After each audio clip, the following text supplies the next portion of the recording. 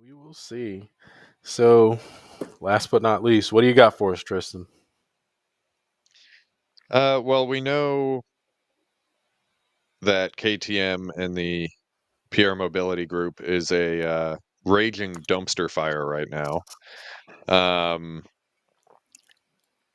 and I'm sure we're going to touch on that, but I mean, I can't even keep track of the headlines. One day they're pulling out of MotoGP, the next day they're definitely staying, and uh, we've been here before with other stuff where I think Suzuki, until right before they announced it, kept saying, no, we're staying, we're staying. So I don't even put much faith into what the PR teams are saying anyway. But what I'm more interested in is Acosta going to find that feel and that consistency this year to actually really start poking at the leaders. And I don't mean for a couple laps during a race. I don't mean for a qualifying session here or there, but I mean like I can't remember what race it was, but he was leading the sprint on the Saturday before he crashed, and he was leading the Sunday before he crashed as well. It was somewhere in the last quarter of the season.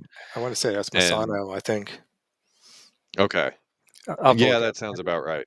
it. Um and he had the speed, but he didn't have the feel and the consistency. And I'm interested to see how he does this year. I think they've got a better team for development with the four riders they've got. And, Brad Binder barely edged him out at the end of the year, um, last year for the championship standings. It's going to be interesting to see how Binder does this year with Acosta having more experience as well. So, John and I asked this question at the beginning of last year. I'm pretty sure we both answered definitely yes, and it didn't happen. But I guess we can start with, is Acosta going to win a race this year? I don't think so. and that's not You've anything lost on you've him. lost the faith. Yeah, I've lost the faith, but it's not because of him though. I think like he has the ability, right? But I just don't think that Bagnaia and Mark Marquez are going to allow that to happen because it's going to take, uh, you know, something just a ridiculous effort to beat them, and I think that. Like I said, I think he has the skill. I think the potential's there. There's a chance he could, but I just think the Ducati is going to lock it out all year. I think it was Motegi. That's what. But anyway, regardless, that what Okay. race you're Oh referencing. yeah, yeah, yep. I think you're right. Um, but I think Pedro will win a race. I think there's always these weird races where either like Pecco will have a mechanical and Marquez will run off the track or go wide and end up in 10th or whatever. There's always what they say never in MotoGP. There's always these weird races where someone um, and I think Pedro's just got to be consistent. I think this last year, he was almost like riding the Sunday races like they were sprint races. Like he was going to go out and I mean these races have these phases, where you have basically the start where people sort of settle into position, and then a lot of it through tire management, people kind of just go fast enough just to not burn the tire up, and then the last 5 laps they put the hammer down and use whatever tire they have left. Where he just flat out went out and then passing people, and the next thing you know, he has no tire left and he starts going backwards. I think just a maturity level. I think he is certainly has the talent. And let's forget about the financial. Assuming that KTM is still solvent this time next year, if I mean, well, that is. I want to discount that, but if the financial pressure is on the point where they can't get new parts, or it really starts affecting the bikes and part availability or anything like that, that's going to suck. I mean, but assuming none of that happens and everything, he's got all the money and parts in the world. I think he's certainly improved and matured as a rider. I think he sort of saw that toward a little bit more toward the end of the season, and he certainly has the talent. I mean, he's going to be. I'd say him and Jorge Martin. I think they're going to be fighting for 3 and 4, in my opinion. I think he's going to be up there, and I think there'll be just a couple weird combinations of events, or maybe it's a track he really likes, or maybe they get that KTM dialed in immediately on Friday afternoon where he's going to be right up there, and all it's going to take is one of these mistakes, which always happen. I'm gonna go out on a limb and say he will win a race this year. I think he will. I think pretty immediately last year, KTM probably started listening to his input.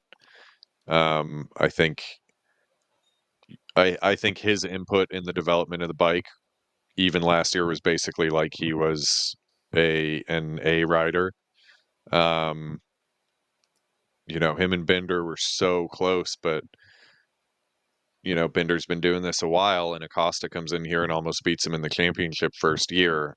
I think they will have started leaning towards Pedro's assessments and desires for that bike, which I think will gel with him a little bit better this year. But so I think he will get a win. I think there is a good chance of a couple Pecco and Marquez uh, super happy, friendly, touchy feely moments together, where they both get to go on an adventure into the gravel trap. And I think that's going to open the door for some other people. And I do think Pedro is going to be there. And like you say, it's going to be him and Martin are going to be there ready to pick up the pieces, when the other two get a little too hot and heavy. Yeah, but in order for him to get to that point too, he's got to stop riding over his head, and we saw him do that all season, just pushing, not really, like Andy said, not considering tire wear or anything. He's just seeing red the entire time.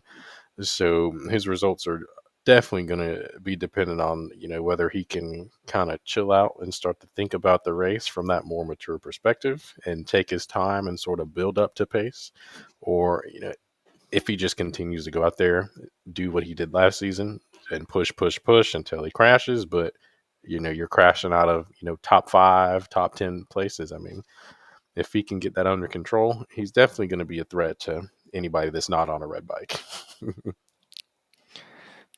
So that's interesting with KTM. What do you guys think about certainly Binder's the kind of the patriarch of that group now, but now let's say Bastianini's going to be on that bike, and who's the Maverick Vinales is going to be. So Vinales. yeah, so it'd be interesting. The interesting thing about the only interesting thing I think with Vinales being on there is he's got the opportunity to win with 4 manufacturers, but again, when he's so finicky on the bike that if everything aligns, he may be right up there, but who knows? But it'll be interesting to see what the other guys do on the bike, like with Bastianini as well. Just my opinion, and I have never been shy about this. I am not a fan of Vinales. If I am the team manager, I am not directing any of the bike development in any direction he wants. Because one day he wants one thing, the next day he wants something else. Sure. Um, so I agree. Stars could align somewhere, and Vinales could have that weekend again where he just blows the doors off everyone.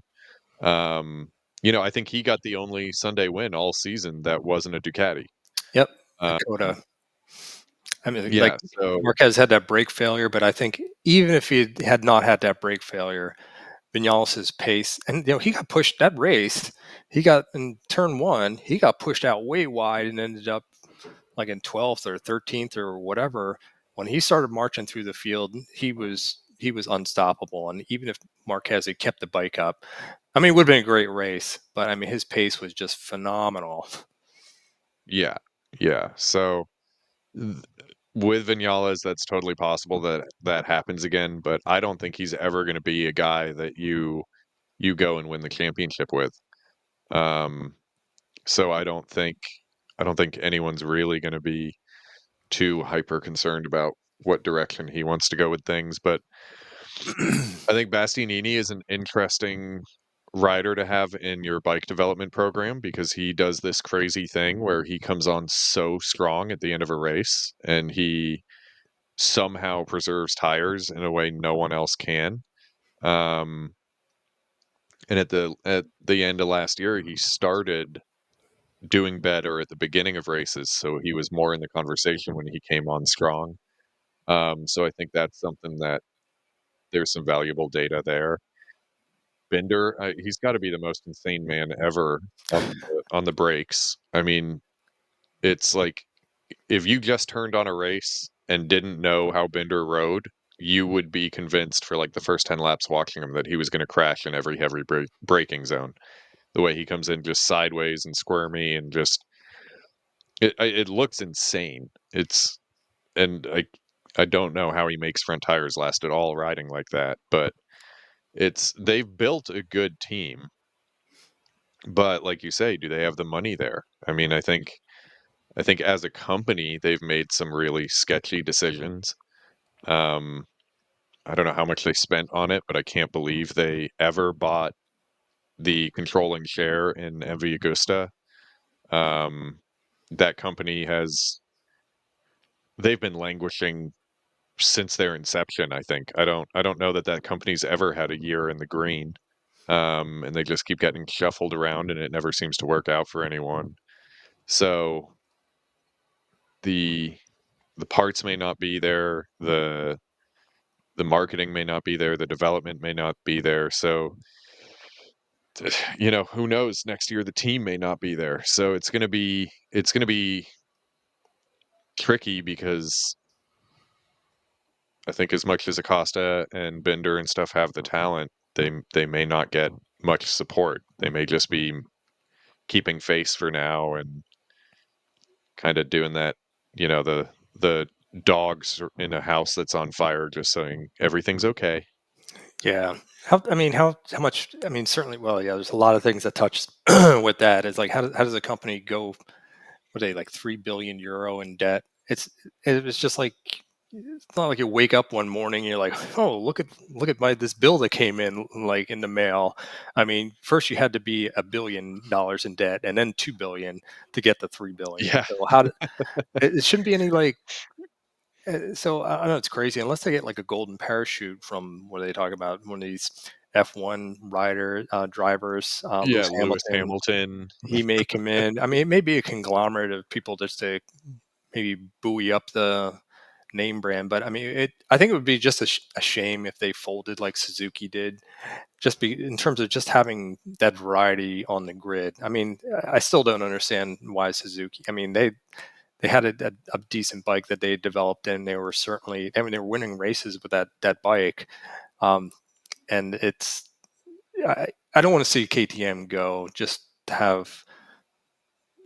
We don't want to go back to like whatever the old days when they had like these CRT machines that are basically Oh, hopped up yeah. world super bikes that were, no one wants to see that. They want to see all these factories putting their best foot forward technologically and with the riders to make a good show essentially. So I mean, I certainly want to see. Well, shit, I want to see even Luca Marini. I want to see him improve, next year. So so it's basically for the show. So we have more.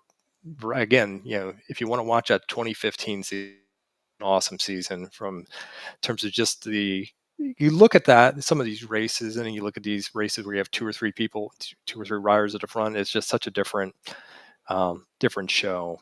Um, and then I guess the other thing is like if KTM is going to fold up shop or like basically the writing's on the wall, how motivated are the riders going to be to put their best foot forward, knowing they may not be there, at the next weekend's ride. Who knows?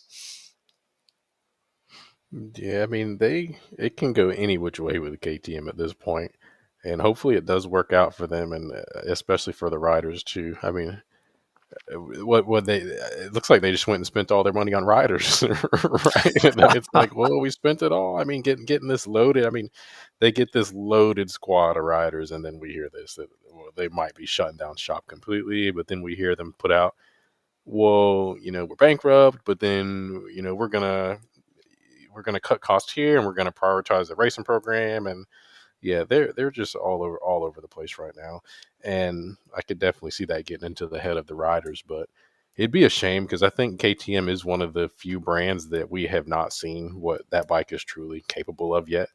especially Brad Bender comes to mind, like y'all mentioned, how his the way that he rides that bike, even though he was their top finisher and only barely. I mean, that can't be the best way to ride that KTM around the track, right? It can't be. I mean, this dude's sliding. I mean, he's going sideways, right? I In could and out of every corner. I don't get, man. It's just the physics of how to ride like that. I just, Yeah, I'll never be doing that. like I'm it's in s- the wet, Looks exhausting. like every race, like it's crazy. But yeah, that cannot be the like mechanically, right? That can't be the best way to ride that bike around the track. So hopefully, Maverick and Bastianini, maybe their styles are gonna be what works better mechanically for that bike, and they might show us something. But I definitely think there's a lot of potential there with KTM that we have not seen yet. I think that's a great bike, and I wish Jorge Martin had considered going to KTM. I mean, I think that would have been, despite all the financial troubles, I think that would have been And a they good couldn't package pay for him. him too. Yeah, I mean, couldn't yeah, afford him, yeah. but I mean, just him. I think like the way that he rides. I mean, he's so smooth, and I think that would have suited that bike. I wonder if it did come down to dollars, because certainly I think Aprilia has deeper pockets than KTM. Well, that plus Alicia's El Capitan is his buddy, and say, come on over and let's talk to the is it Massimo Rivola, the King Poobah of Aprilia. But yeah, that would have been interesting. It was an interesting academic exercise. Yeah, I think that the KTM definitely has potential, and I think as was mentioned, I think the development is going to be very much centered on what Pedro Acosta's input is on that bike. He's the future, of. I mean, he's the next star of MotoGP apparently. So we'll see. Yeah. Yeah. And it's to go back to what you were saying earlier, Andy, I hope KTM figures this out. I hope they stay there. Rumors popped up recently that Suzuki's like, oh wait, maybe we're coming back. I don't know if that's true or not, but I hope it is. I mean, you can see my background right now. I love Ducati, but I do not want to watch MotoGP with 14 Ducatis on the grid and a couple Yamahas and a couple Hondas languishing around 20 seconds behind everyone. Um, Right. it's the diversity is what makes it exciting. The different style of bike and the different strengths is what makes it exciting. I'm kind of glad, to be honest, that Ducati has a couple less bikes on the grid this year. Um, give everyone else a chance for once. And Yeah, it'd be I would love to see that diversity come back and be maintained. oh hell, shit. If Suzuki comes back, why don't they open up a couple spots for BMW also? But Yeah, who's that? Carmelo Espeleta, the guy, the king of Dorna and FIM and whatever. He wanted to keeps the grid to what 22 bikes, which I just don't understand. It's not like these guys are getting lapped and there's just lap traffic or whatever they have to deal with. I mean, look at the yeah, grid in yeah, Moto 2. I mean, there's 35 bikes or whatever. Why is there's this artificial limit of 22 bikes? If more manufacturers want to put their um, put their bikes on the grid, yeah. what's the holdup? Do it. What's the problem? Yeah, exactly. Doesn't never made sense to me why that's they have to limit the grid to a certain size in MotoGP. I mean, again, you have people who are Suzuki fans or BMW fans or whatever, and they want to see rider X going around on their brand, their favorite brand around the bike and root for them. You would think it would increase attentiveness and sales, but again, I'm just a dumb engineer. What do I know? So, Oh, it definitely does, man. There's very many people that will go out there and say, "Huh, what bike do I want? Let's see what's winning in racing," and base a lot of their decision off of that. So definitely teams will put a crap ton of money into having a racing program, but it's invaluable the return that will be on that if you're winning. right. Oh yeah, boy, Ducati sales and their stock. I mean, it's Potty like sales gone, yeah. it's crazy, Up. crazy. When I started riding motorcycles, it was like it was exciting when a Ducati showed up at bike night or something like that. Now you're tripping over the damn things, and I'm sick and tired of Panigales and Street Fighters, and it's Despite the price tag. it's That's right. yeah, it's totally done a 180, and that all came because of this mentality that we don't really care what it takes, we're gonna win. And you look at World Superbike, they started winning with the 851, and then the 888, and then the 916 through 998 generation with Fogarty and Bayless and Hodgson.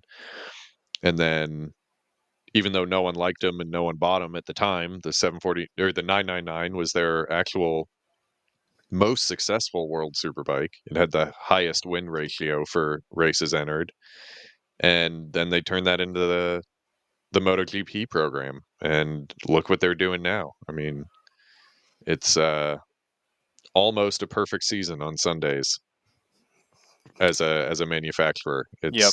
It's pretty incredible. Yeah, and you have to ask yourself as we wrap up, right? Is it ever going to end the Ducati dominance? We all thought the same thing with Honda, though, for a long time.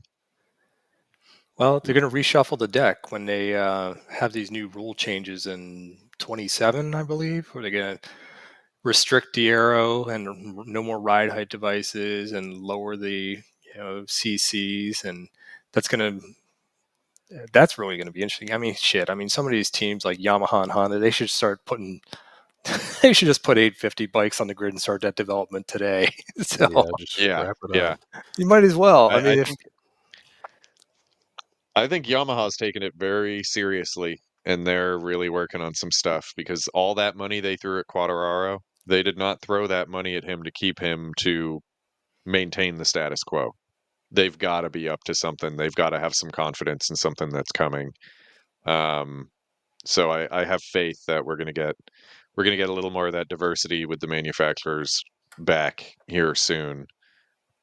Because I mean, what, 10 million euros a year? That's crazy money to just maintain this like top 10 pattern. Well, V4's coming. Yep. It's coming. is That's it a done for deal. Yeah.